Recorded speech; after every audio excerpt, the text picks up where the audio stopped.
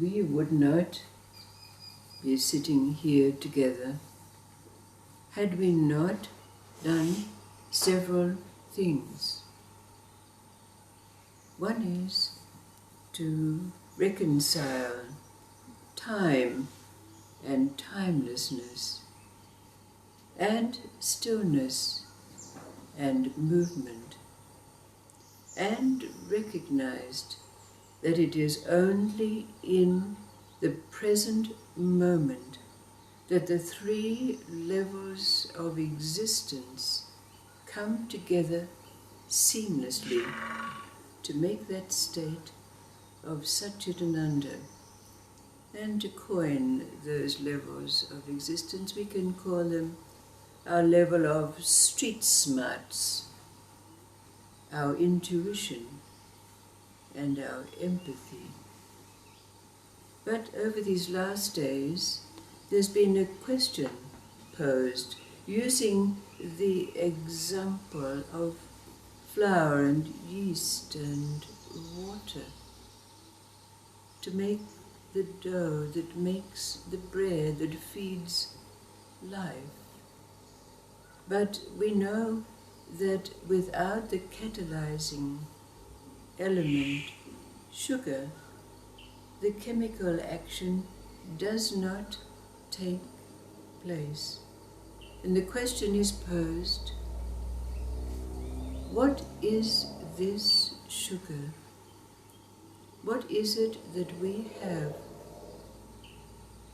that catalyzes the experiences, the intake, the perceptions of life, and turn them into our wisdom? There are three, again, simple stories. The first is just that statement, that Zen statement, sitting still and doing nothing. The rains come and the grass grows by itself. And then there's a story of a Sufi Sheikh who sent one of his dervishes out into the town to set up a small school. But when the dervish went and hired a little room and waited, no one came. And day after day he would sit there with no one coming. So he went back to his sheikh, saying to his sheikh, but nobody is arriving. And the sheikh said to him, well, perhaps you have to pay them to come. And so the dervish went off and he went into town. And he asked some men sitting around in the coffee shop, would you like to earn a daily wage? And one said yes, and then another one said yes, and then a few of them said yes. And then they had a little bargain together as to what was a suitable daily wage for them. And then the men asked, well, what do we have to do? And the dervish said, you just have to come and sit and listen to me talk. Oh, that was easy. So the men came every day to the Durga, his little room, and they listened to him talk. And they came every day, and they claimed their daily wage, but the dervish could see that there was no improvement in their spiritual beings. So he went back to his sheikh, and he said to the sheikh, well, they're not seeming to learn anything. And he said, well, go and put them to work. So the dervish came back and said, well, now I'm finished talking, I'm not talking anymore, you have to earn your daily wage. So they did. Some of them swept the room and cleaned the windows, but the dervish noticed that they were not happy They were going around with long faces, even though they were getting their daily wage and they did a good job and diligently did what it was that they were doing. They were not happy. Then one of the men was brave enough to come up into to the dervish and say, well, why don't you talk to us anymore? We miss learning about your wisdom. Oh, said the dervish, well, you can come and I'll start talking again, but I won't be paying you anymore. And they all came, and more came, and more came. And then there's a story, another Sufi story, about this husband who said to his wife, "Wife, I've decided to become a dervish."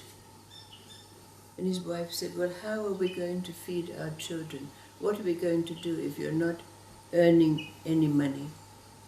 And the dervish, would-be dervish, said, "Well, God will take care of it." So every day he went off into the forest and he sat down under a tree and he did what dervishes do. And he'd come home, but one day his wife said to him, well, when are you going to get your wages? When are we going to get paid? I have no food to feed our children. What's going to happen? And the dervish said, "Don't worry, my boss will take care of it." So he kept going out every day, out into the forest. And then one day he came home and his wife said, Oh, your boss came by today. He had a wagon and it was filled with vegetables and fruit and goodies and flour and everything that we need. "Oh," said the dervish, and he just looked up at this guy and said, "Thank you." And then finally there's that story that we all know about Mulla Nasrudin. And one day his wife said to him, "What's the matter with you? You sit at the coffee shop every day just chewing the rag with all your friends and we don't have enough food to put on the table. When are you going to ask for a wage? You say that you work for God?"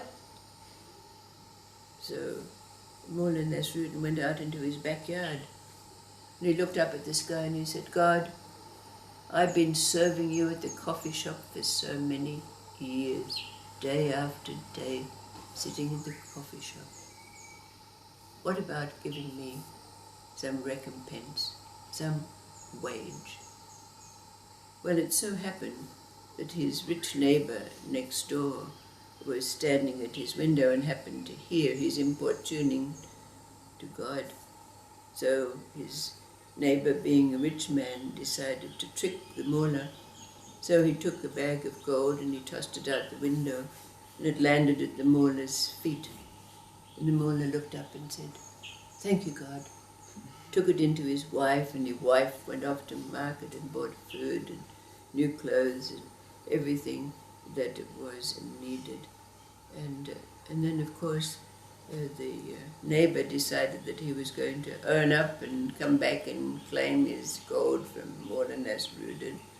And when he went over to say that it was him who threw the gold out of the window, the mullah said, "No," and they got into a big argument, of course. And the neighbor said, "Well, I'm going to take you to the magistrate to see about this." And Mulla Nasrudin said, "How can I go to the magistrate? I haven't even got a decent turban, I haven't got a decent robe, and I don't have any horse." So the neighbor said, "Well, I'll lend them to you." So the neighbor lent him a turban, a robe, and his horse, and they went off to the magistrate. And when the magistrate asked for them to stand up and say what it was that the plea was, Mulla Nasrudin stood up to his full height with his turban and his robe on, and he said, "Well, you see, this neighbor of mine, first he was claiming the gold that was given to me as my due wage, And then he's claiming this robe that I'm wearing and even my turban and the horse I've been riding. Magistrate, case dismissed.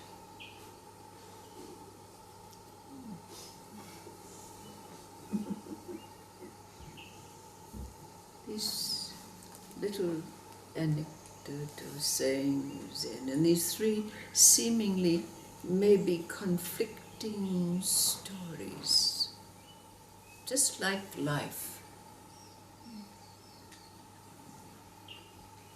What is the sugar?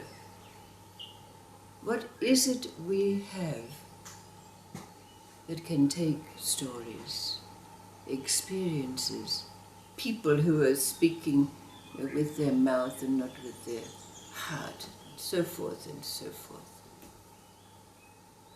and have this sugar make the dough, the bread that brings the wisdom, our wisdom, not the wisdom of teachings and books and somebody else's truths, but our own. What is this sugar that we have that homogenizes every experience in whatever form it takes to make the bread, to form the dough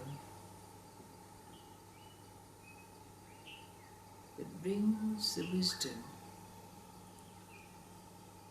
with which we enrich life.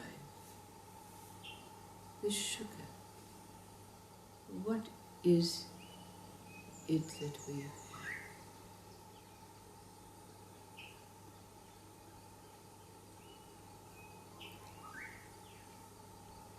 Sugar of faith. Pardon? Sugar of faith. Faith? Mm-hmm. The emptiness of the space and the emptiness in between everything. Mm-hmm.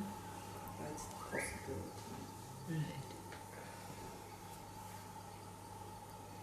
You know, it's interesting because when I was a kid, my mum and dad were of the Presbyterian sort of faith and that sort of work ethic, and they said nothing will come to you, you have to go and get it. And that was their belief system. And so never did we even think about trying to sit down, be still and create something and allow it to come to us. We never did that. It was only later in life that I started my spiritual journey that I realised that it was the internal creates the external, so you can actually do that. And so it was actually a completely different way of thinking. And you're able to sit and allow things to occur. And so, you know, in the story, did nothing and nature continued to do its thing. You know, the seasons continued to go. Right? And then Mulla Nasrudin had faith that God would provide, and he did. And the other guy had faith. He was doing his thing, and the vegetables came. You know?